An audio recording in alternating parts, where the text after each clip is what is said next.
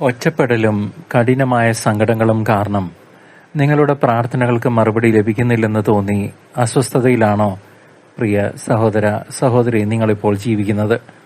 നമ്മുടെ ഈ നിസ്സഹായതയിലും അരക്ഷിതാവസ്ഥയിലും പ്രത്യാശ നൽകുന്ന ഏശയ്യാ പ്രവാചകന്റെ പുസ്തകം 49 മുതൽ 66 വരെയുള്ള അധ്യായ ഭാഗങ്ങളുടെ വിചിന്തനം തികഞ്ഞ ക്ഷമയോടെ നമുക്ക് ഒരുമിച്ച് ഇരുന്ന് കേൾക്കാം, ഒന്നിച്ച് കാതോർക്കാം.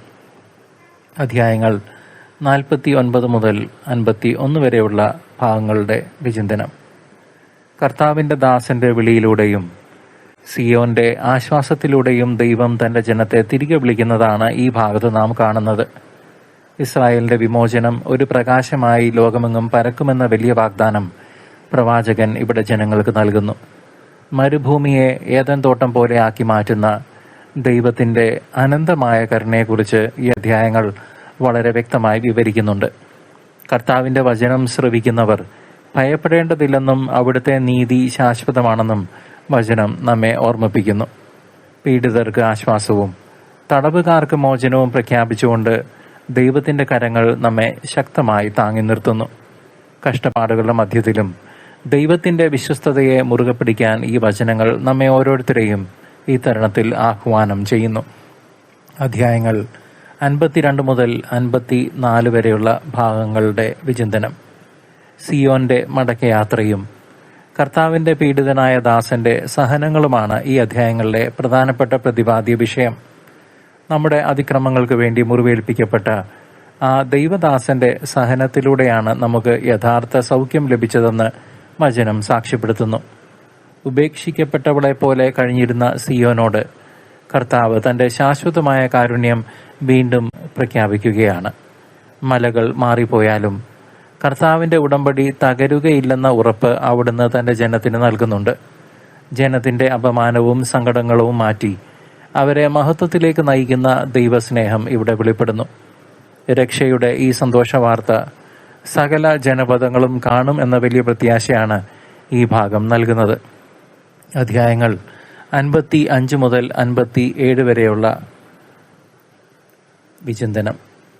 ദാഹിക്കുന്നവർക്കെല്ലാം സൗജന്യമായി ജീവന്റെ ഉറവ നൽകുന്ന ദൈവത്തിന്റെ വലിയ കാരുണ്യത്തിന്റെ വിരുന്നാണ് ഈ അധ്യായങ്ങളിൽ അവതരിപ്പിക്കുന്നത്. വഴിതെറ്റിപ്പോകുന്ന പാപികൾ കർത്താവിലേക്ക് മടങ്ങി വരുമ്പോൾ അവിടുന്ന് അവർക്ക് പൂർണ്ണമായ പാപമോചനം വാഗ്ദാനം ചെയ്യുന്നു. അവിടുത്തെ ആലയം സകല ജനതകൾക്കും വേണ്ടിയുള്ള പ്രാർത്ഥനാശാലയായി അറിയപ്പെടുമെന്ന് പ്രവാചകൻ ഉറപ്പിച്ചു പറയുന്നുണ്ട്.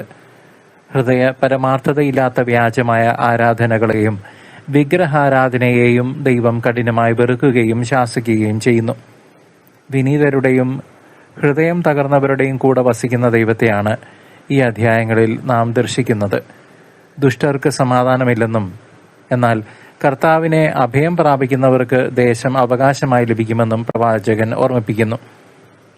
58 മുതൽ 60 വരെയുള്ള അധ്യായങ്ങളുടെ വിചിന്തനം.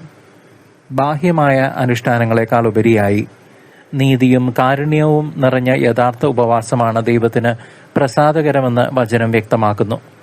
ജനത്തിന്റെ അതിക്രമങ്ങളാണ് ദൈവത്തിൽ നിന്ന് അവരെ അകറ്റുന്നതെന്നും എന്നാൽ പശ്ചാത്താപം അവരെ വീണ്ടെടുക്കുമെന്നും ഇവിടെ കാണാം. സിയോന്റെ മേൽ കർത്താവിന്റെ പ്രകാശം ഉദിച്ചുയരുമ്പോൾ ജനതകൾ ആ വെളിച്ചത്തിലേക്ക് ഒഴുകി വരുന്ന മനോഹരമായ ദൃശ്യം പ്രവാചകൻ വിവരിക്കുന്നു. കർത്താവിന്റെ മഹത്വം നിന്റെ മേൽ ഉദിച്ചിരിക്കുന്നു എന്ന വാഗ്ദാനം സഭയുടെയും ഓരോ വിശ്വാസിയുടെയും നവീകരണത്തെയാണ് കാണിക്കുന്നത്. അന്ധകാരം ഭൂമിയെ മൂടുമ്പോഴും ദൈവജനത്തിന് കർത്താവ് നിത്യമായ പ്രകാശമായി കൂടെ ഉണ്ടാകും എന്ന് പ്രവാചകൻ ഉറപ്പു നൽകുന്നു. കർത്താവിന്റെ രക്ഷയുടെ ഹസ്തം ആരെയും സഹായിക്കാൻ കഴിയാത്ത വിധം കുറുകിപ്പോയിട്ടില്ലെന്ന് ഈ വചനങ്ങൾ സാക്ഷ്യപ്പെടുത്തുന്നു. 61 മുതൽ 63 വരെയുള്ള അധ്യായങ്ങളുടെ വിചിന്തനം. ദരിദ്രരെ സുവിശേഷം അറിയിക്കുവാനും ഹൃദയം തകർന്നവരെ അവിടുത്തെ അഭിഷേകത്താൽ ആശ്വസിപ്പിക്കാനുമുള്ള ദൈവത്തിന്റെ വലിയ ദൗത്യമാണ് ഈ ഭാഗത്ത് പ്രഖ്യാപിക്കുന്നത്. സിയോന്റെ നീതി പ്രഭാതം പോലെ ജ്വലിക്കുന്നതുവരെ പ്രവാചകൻ വിശ്രമമില്ലാതെ പ്രാർത്ഥിക്കുന്നതായി നാം കാണുന്നു. ഏദോമിൽ നിന്ന് വിജയ ശ്രീലാളിതനായി വരുന്ന കർത്താവിന്റെ ന്യായവിധിയുടെയും രക്ഷയുടെയും വസ്ത്രധാരണം ഇവിടെ ചിത്രീകരിച്ചിരിക്കുന്നു. കഴിഞ്ഞ കാലങ്ങളിൽ ദൈവം ഇസ്രായേലിനോട് കാണിച്ച വലിയ വിശ്വസ്തതയും ജനത്തിന്റെ പിന്തിരിപ്പൻ മനോഭാവവും ഇവിടെ ഓർമ്മിപ്പിക്കുന്നുണ്ട്. കർത്താവ് തന്റെ ജനത്തെ വീണ്ടെടുത്ത് വിശുദ്ധ ജനമെന്നും ദൈവത്തിന് പ്രിയപ്പെട്ടവരെന്നും വിളിക്കുന്നതാണ് ഈ അധ്യായങ്ങളുടെ സാലഭൂതം. ദൈവത്തിന്റെ ആത്മാവിനെ വേദനിപ്പിച്ച ജനത്തിനു മുന്നിൽ അവിടുന്ന് വീണ്ടും തന്റെ പിതൃസഹജമായ വാത്സല്യം വെളിപ്പെടുത്തുന്നു. 64 മുതൽ 66 വരെയുള്ള അധ്യായങ്ങളുടെ വിചിന്തനം. ആകാശം കീറി കർത്താവ് ഭൂമിയിലേക്ക് ഇറങ്ങി വരണമേ എന്ന ജനത്തിന്റെ ആത്മാർത്ഥമായ അനുതാപ പ്രാർത്ഥനയോടെയാണ് ഈ ഭാഗം ആരംഭിക്കുന്നത്.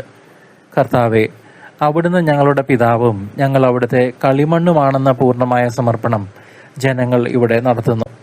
പാപവഴിയിൽ തുടരുന്നവർക്ക് ശിക്ഷാവിധിയും ദൈവത്തെ ഭയപ്പെടുത്തുന്ന ദാസന്മാർക്ക് ദാസിമാർക്ക് പുതിയ ആകാശവും പുതിയ ഭൂമിയും ദൈവം വാഗ്ദാനം ചെയ്യുന്നു.